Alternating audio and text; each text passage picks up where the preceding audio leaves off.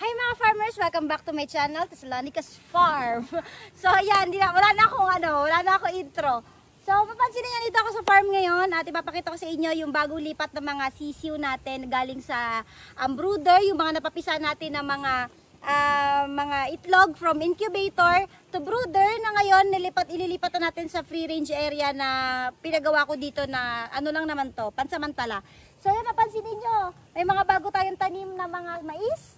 At itong kabila naman is ready to harvest na yan. So iba-vlog ko yan kapag harvestin natin para gawing crack corn dito sa farm at pakain sa manok. Pero ngayon, mangunguha rin ako ng konti yan para pangkain-kain. So ang lalaki na yan. Magugulang na yung iba, tapos yung iba sobrang lalaki at sobrang tataba. Ayan. So eto, papakita ko naman sa inyo yung ating free range dito sa farm. Ayan. So pakita lang natin. Hindi pa to super ayos kasi pansamantala lang naman siya. So, gawa lang siya sa green net. So, napakahilig ko sa green net kasi pag gusto ko maglipat ng location, madali lang siyang tanggalin at madali lang siyang i-transfer. Unlike pagka mga solid na materials yung gagamitin ko, bakal, mga bato. So, hindi siya prefer sa akin kasi gusto ko nalilipat-lipat yung area.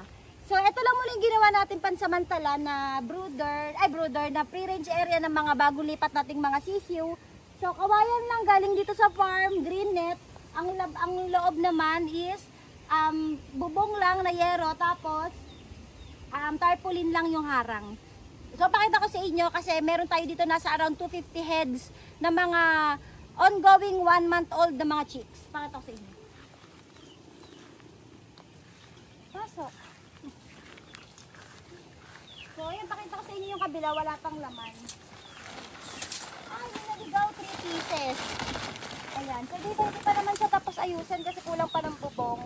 Tapos, ganito lang yung loob niya. So, parang simple lang to. Talagang pang farm na farm lang. Hindi na natin kailangan sobrang gandang facilities na sobrang pinaggagasusan pa natin kasi mahal. Tapos, hindi na natin malilipat. So, dito yung maraming sisiyo. Ayan. Pakita ko na rin sa inyo ha para napakita ko sa inyo. So, mabilis ang vlog lang to at i-update ko lang sa inyo yung mga bago nating alagang manok at papalakihin bilang mga materyales natin sa dito sa farm na pang-breed pa natin para mas mass production pa tayo. Pasok! So, dito, pagpasok ninyo, makikita nyo agad na meron tayong nilagay na sapayan na akawayan. So, ito yung paggabi, dito sila umahapo, umaakit sila dito sa hagdan. Yan, dito sa hagdan na to. Tapos makikita nyo yan pag mga gabi na pa alas 6, dito na sila lahat naka-stay sa taas. Mahapo na sila kahit sila ay sisiw pa. Tapos, ayan, ipapakita ko sa inyo itong ating, itara mo muna. Ipapakita ko sa inyo muna itong ating mga sisiw na bagong lipat dito. So, ayan, marami-rami na to. Yan. Almost 250 plus piraso. Yan. Yan. Yan. Ito iba na tuka.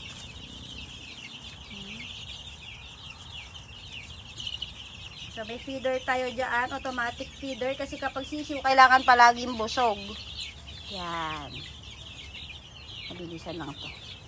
3 minutes pa lang naman. So, papakitaan ko lang kayo ng 2 pirasong bloodline natin na syempre signature dito sa farm na pinaparami ko. White Kelsa and Golden Boy Sweater. So, kuha ko.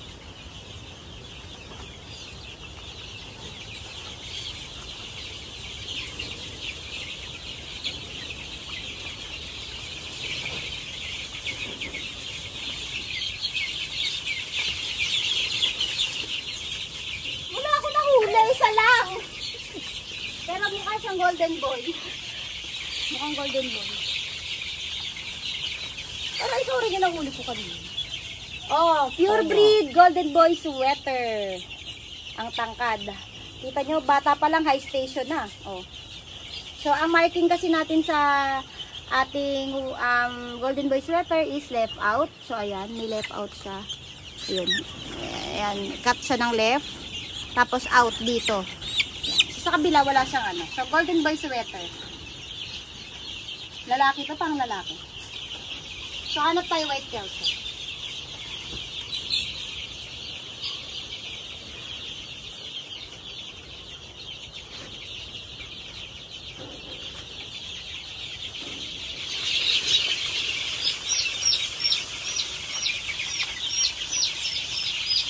Dami nila, nakakatuwa. So, ito maliit lang nakuha ko. Pero white kelso to. Ay, hindi ka white kelso. Wala ka right out. Kabila. So, ito yung white kelso. So, kaso pangit yung nakuha ko. Pero okay lang. So, yan. Ito yung white kelso pure breed. From Sir Bibo Enriquez Bloodlines. Ayan. Ganito yung itsura ng white kelso. So, ito nakuha natin na to ay maputi lang ba? Ay, ano lang ba? Madumi lang ba siya? All white ba? So, para siyang sinibalang. Pero, ano, konti lang yung black niya. White kelso. Babae. Parang babae. Ganun daw yung pagbabae. Pag, ano, ihiga natin. Kapag daw lumaban, lalaki. Pag hindi, babae. Oh, it's a girl! Babae siya, inahin. So, yun, meron tayo dito almost 250 piraso na karamihan ito din dito ay GBS tsaka white kelso.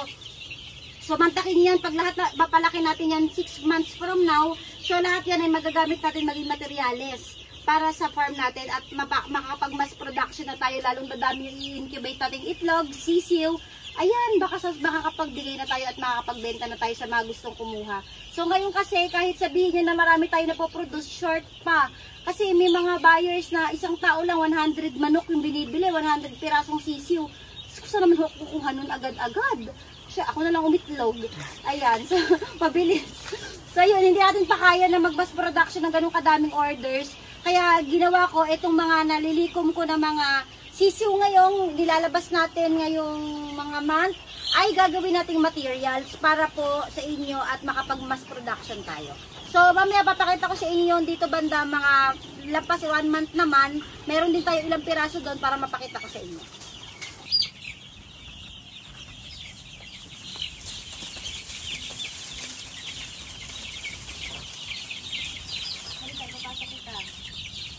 Wow, ang dami na nating mga sisiw na bagong materials. Ayan, mga bagong mga sibol. Mga white kelso. Yeah, white kelso to. May golden boy sweater, Gilmore Hatch. Ayan, gaganda. Meron din tayo dito mga tornado hatch. May mga high action, process. Ang dami nating mga bagong palahi. So, lahat ito ay naka markings na. Ayan, ang gaganda nila.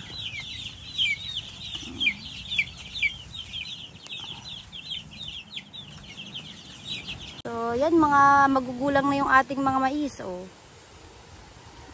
Malalaki na. Pwede na ma-harvest to. Yan. Yun na laki. Doon. Yun, oh. Yun, tara. Ala. Ikaw na. Ikaw na kumuha. Videoan lang kita. Sige, go.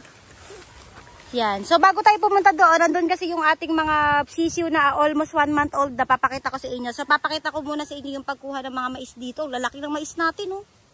Yan. Pakita mo nga. Ayan, laki, oh. Yan. Yan, bali mo. Wow. Laki. Ayun pa, oh. Ito. Yan. Yan, madali na siya baliin, oh, kasi magulang na siya. Yan, ang laki. Meron din tayong tanim dito, intercrop na, ayan.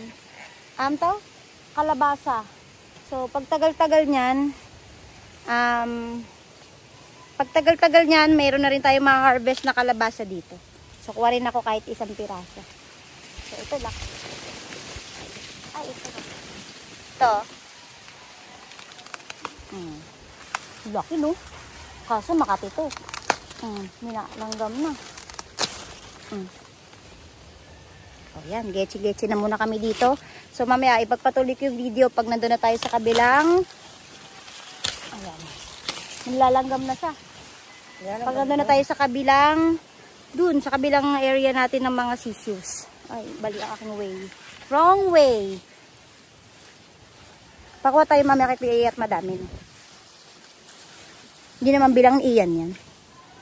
So, ito may mas malala. Ayan yung malalaki. Ayan yung mga manok. O, ayan. Nasa ilalim sila ng maisan. Ayan. Diyan sila nagsi-self-hunting. Ayan, o. So, almost magto 2 months na itong mga ito. Yan, malalaki na to. So, pinababayaan natin sila mga Indian. Kasi maganda rin sa resistensya nila na nakakalagala sila at nakakapag-self-hunting. Yan. Yung iba andun. So, super dami pa niyan mga ka-farmers dyan sa area na yan kung hindi nyo lang nakikita kasi maraming mais dyan at mataas yung damo. Ayan. So, okay sa mga manok yan. Healthy sa kanila yung ganyan. So, yan. Pakita ko din pala sa inyo yung ating mga 1 month mahigit na mga sisiw. So, konti lang to pero papakitaan ko kayo. So, alam nyo ba kung bakit dito nilagay ang kulungan? So, para pag pinakawalan sila, yung maisan, dyan sila manunuka na manunuka. Kaya dyan pinuwesto yan. So, ganito lang rin yung design. Kasi pwedeng ilipat-lipat. Pagka gusto ko ilipat, madali lang. So, hindi na kailangang bakbakin. So, madali lang siya ilipat talaga. Ayan. So, may naririnig ako mga sisiw. So, nandyan sila. So, wala namang ahas dyan kasi malinis naman to nung ano. Ayan sila, oh. Ayan, oh. Bugawin. Dami nila dito.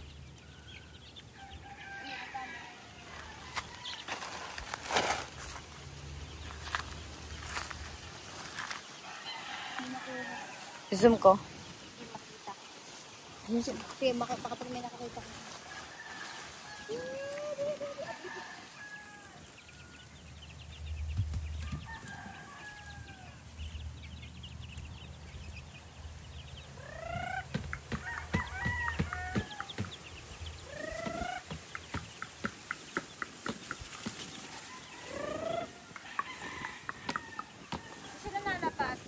Sa pag-self-hunting. Ayan. Ito.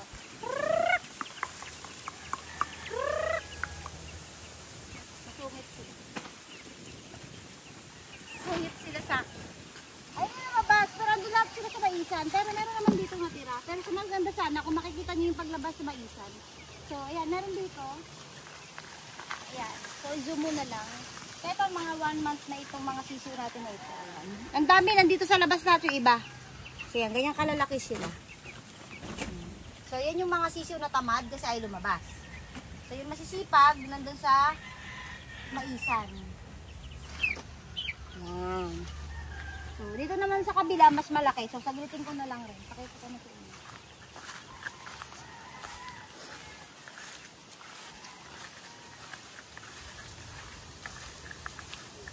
Yung iba. Ito, mahigit 1 month na. Golden boy sweater yung iba, tapos yung iba, yung isang sinibalang na white kelso. Doon mo maigyan para malaki silang tingnan.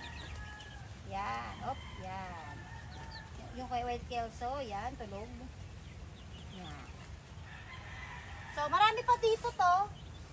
Super dami pa nila dyan, kasi yung iba nasa labas, nag-self-hunt sila, kumakain-kain. So, ayun, pinakita ko lang naman sa inyo yung ating update dito sa ating mga sisiw na galing incubator na na-transfer na natin ng almost 250 heads ng mga sisiw na pwede na natin gawing materyales dito sa farm. So, madadagdagan na yung mga materyales natin na nagpapalahi dito. So, very happy tayo dahil malapit na tayo makapag-mass production para po sa ating farm. So, yun. If ever pala nagustuhan nyo itong video na to, so hanggang dito na lang muna. I-update ko na lang kayo ulit.